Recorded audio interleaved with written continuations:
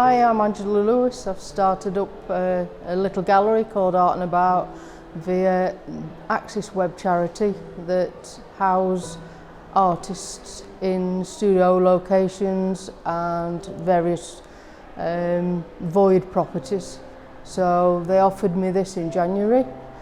I didn't know what I was going to do with it. I was finishing my BA at University Campus Barnsley, so I sort of shelved it until I finished my degree. And then after my degree I moved into the unit, and it just came to me that there's a big loophole where emerging artists or artists that haven't got time for, haven't got enough work to put out or can't afford to go to another gallery to show the work, as it can be expensive. Then they charge commissions on sales, things like that. So I created this little space where people come along and hire the wall space, hire cabinets.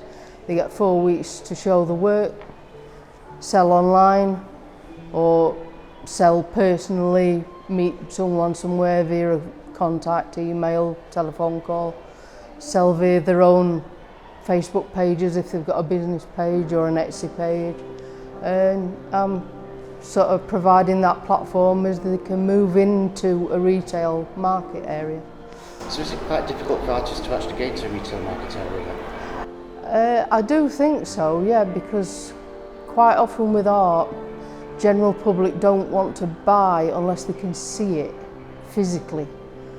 So if you're showing people pictures on an internet, they only see pictures, they can't visualise that in their actual home.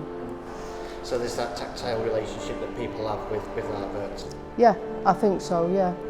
I don't know if you already mentioned, but is it predominantly people in Barnsley, in Yorkshire, or? It's predominantly Barnsley and local Yorkshire area, but if people want to bring work in from elsewhere, I'm quite happy to show it. If they want that foot on ladder, then bring work in. I mean, there's quite a bit of art in here, so do you think you're getting a good response from artists themselves? Yeah. It's affordable to them. They don't feel like, if they don't sell anything, they don't feel like they've really been sort of like fleeced, basically. And people have had commissions and interest. People have sold work. I've sold 2 or 3 pieces myself. Some of my friends have sold work. And that's where it started, really. It started with my peers that I said, look, I need some work to put on these walls, will you help me out? And it's sort of gaining interest and picking up, and we're getting some really, really good talent in here.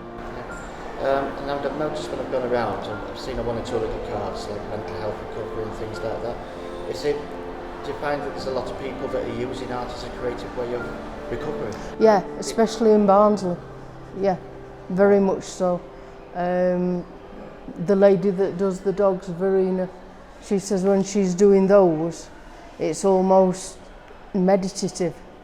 She gets so absorbed in what she's doing that anything that she might be worrying about or that's affecting her persona just disappears.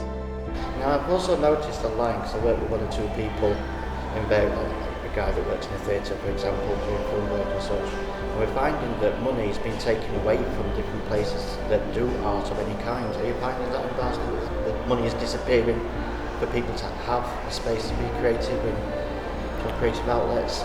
I would imagine so, because there's no way I could afford rent. So I'd have to be looking for funding somewhere to be able to afford to continue Art N Abart when I'm asked to leave this premises. I will be asked to leave this premises if a retail renter comes in. So I get 21 days notice, in which case I will then want to move to another property, because I don't want Art N Abart to stop. I think it's good. It's a good snowball, it's rolling. So I have a theory that if there was no art, the society would lose its soul. How important do you think art is to society as a whole?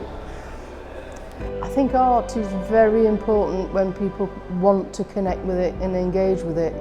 They must have something that, even if it's just for its aesthetic look, when they put it on the wall, but usually a landscape will remind somebody of somewhere they've been or a place they'd like to go.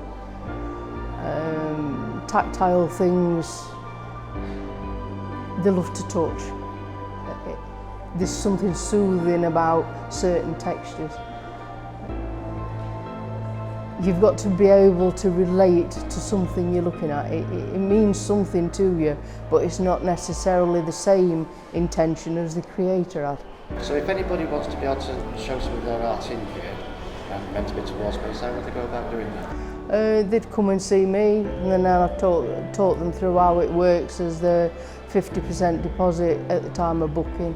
It's for 4 weeks, so I try and keep it all at the same 4 weeks. It works a lot simpler for me. It'd be a nightmare having 9 artists all changing work at different times. So it works as the whole show changes every 4 weeks. Is there a number or an online presence that people get in touch with, a Facebook page or anything like that? Yes, they're all sort of around the gallery in various different locations. We've got Twitter, Facebook page, and Instagram, and it's all Art and Abart. So it's Art and Abart 1 on Twitter and Instagram, and Art and Abart on Facebook.